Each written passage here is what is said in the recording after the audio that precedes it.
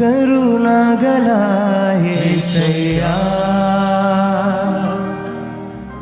నీ జీవితానికి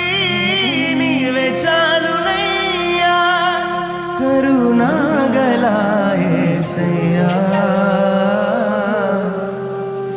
నీ జీవితానికి నీవే చాలునయ్యా నా సొంత ఆలోచనలే కలిగించెను నష్టము నీకు కలిగిన ఆలోచనలే నాకు లాభమాయెను